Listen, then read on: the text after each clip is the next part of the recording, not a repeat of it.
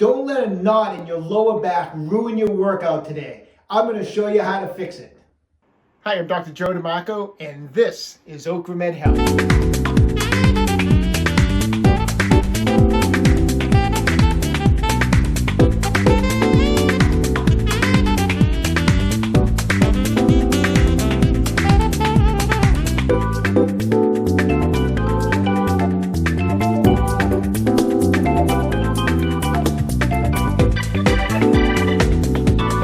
OcraMed Health, keeping you fit forever. Hey, so what did you guys all think of that new intro, huh? This is the first video where we're using it. As my man Frank Sinatra used to say in Vegas, pretty snazzy, huh? All right, listen, I've had a long day. But anyways, I want to get this video done. So, you're at work, you've been sitting all day, but it is time to go to the gym to go work out. You stand up, and there's like a vice grip of a knot in one side of your lower back. And you know you're in trouble. You know that if you hit the gym, you're going to turn a minor problem into a major problem.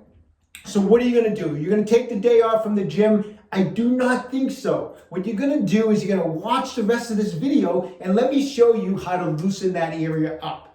Now, if you're dealing with a knot on one side of your back after you've been sitting for a while, you probably have a problem with what's known as the Quadratus Lumborum, or what's commonly referred to as the QL. Let's take a look at the anatomy. The QL is originating off of the iliac crest, usually the posterior aspect of the iliac crest, and then it inserts into the top 4 lumbar vertebrae and then the bottom rib, which is known as the T12 rib. Now, why does the QL give us problems when we've been sitting for a while at our desk? Well, when you're sitting, your larger supportive muscles known as your erector muscles, those thick muscles, or they should be thick, those thick muscles of your back are actually what's supporting your spine. But as you've been sitting for a while, they start to fatigue out. And what happens? Well, your QL says, I'll help. And your QL starts working in there trying to help support your spine as you've been sitting for an hour, 2 hours, 3 hours. And you know what? Your QL is not meant to do that. So it fatigues out. It gets tight, it starts to go into spasm, and eventually it knots up. And that's when you get up and you feel that vice grip in the lower back. Usually it's on one side or the other. It's probably just how your posture is. But you take that knotted muscle QL and you go into the gym and you start trying to pull some heavy weight off of the ground, you are setting yourself up for an injury. So what we need to do is we have to loosen up this muscle before you go into the gym, and that's what this video is all about, and here's how we're going to do it. Okay, so we're going to go over how to loosen up this QL. Reason I'm actually doing this video today was my deadlift day, and when I went to go deadlift, I noticed that one side of my back felt a little knotted, a little tight. My QL felt a little constricted. I did the technique I'm about to show you, and I had an awesome day in the gym, and so I want you to have an awesome day in the gym. So I'm just going to show you this simple technique. It's a combination of like a fascia release technique with a stretch at the same time, okay? Just going to need a couple of things. I used the Tai Chi Max Ball from OcraMed Health. These things are awesome. They got spikes on them. You don't have a Tai Chi Max Ball? Get one, they're awesome. Yeah, can you use a lame tennis ball or a lame lacrosse ball? Yes. Does it work as well? No, it does not work as well. Everyone asks me that. No, these spiky balls work so much better, and they're very, very inexpensive. So, Tai Chi Max Ball, get one. Other thing we're gonna need, broomstick. I don't sell these. Get your own broomstick somewhere. Go to some other store. I don't carry broomsticks, but that's what you're gonna need, a broomstick or a PVC, piece of PVC piping or something like that, okay? Those are the 2 things we're gonna need. Gonna get up against the wall like I am here.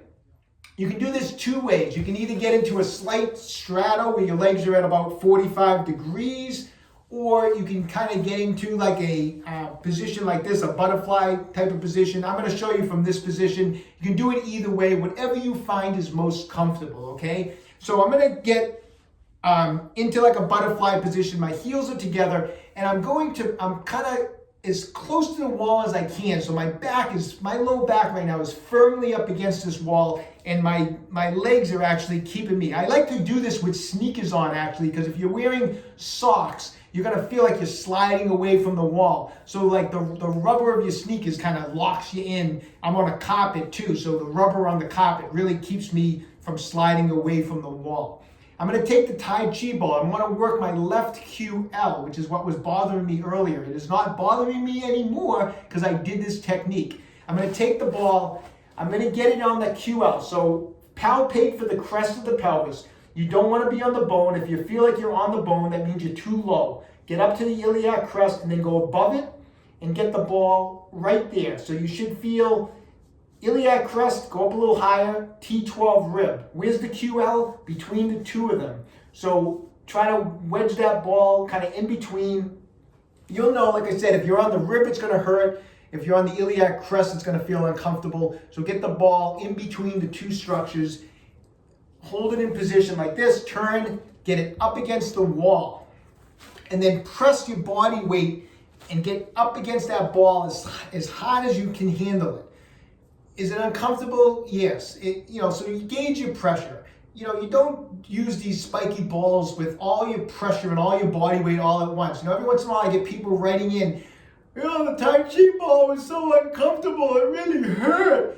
Yeah, it does hurt, but gauge your pressure, you don't put all your body weight on a spiky ball the first time you use it. Don't put so much pressure on it. It does hurt a little bit because you're breaking up adhesions, but just gauge your pressure. So if you're not used to this, light pressure. When you get used to it, more pressure. I do this all the time, so I'm gonna drill my back right into this Tai Chi ball as far as I can.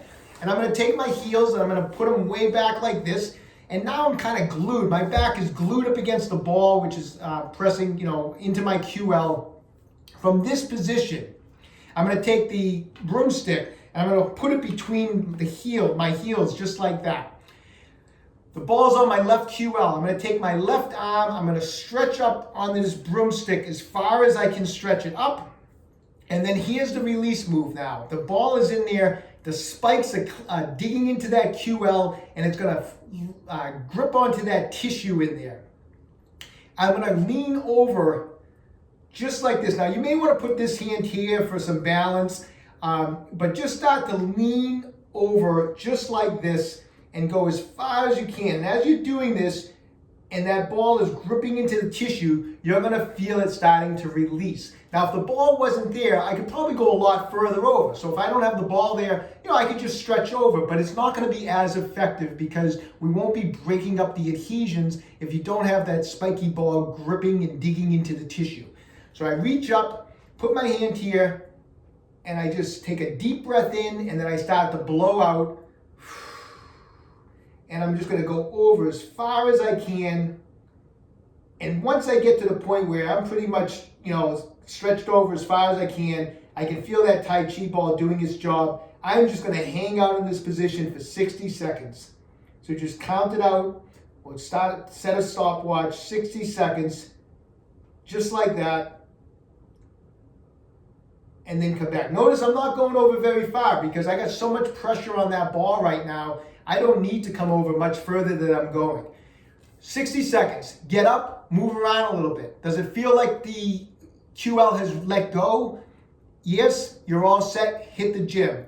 Does it still feel like there's a little bit of a knot? Get back down on the ground and hit it one more time. Get the ball back in there. And again, another 60 seconds over to the side. Usually this thing's going to release unless it's a real injury. If it's just a tight QL, usually it's going to release in either the first 60 seconds or the second 60 seconds that you do it.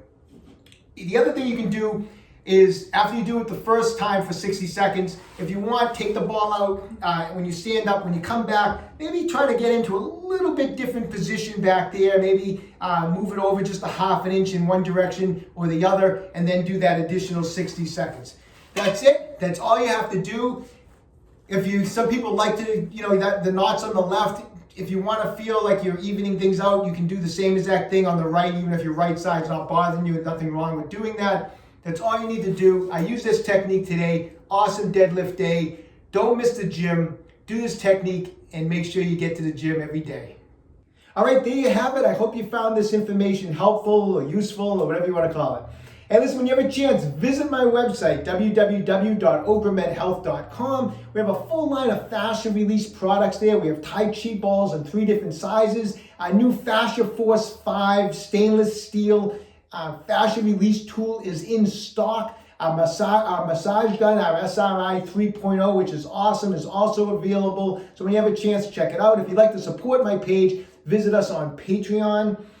If you're enjoying these videos, please subscribe to my channel, OcraMed Health on YouTube. If you got questions about exercises or injuries, just leave a comment in the comment section below. I try to do my best to get back to everyone who writes in. And don't forget, OcraMed Health is here to keep you fit forever.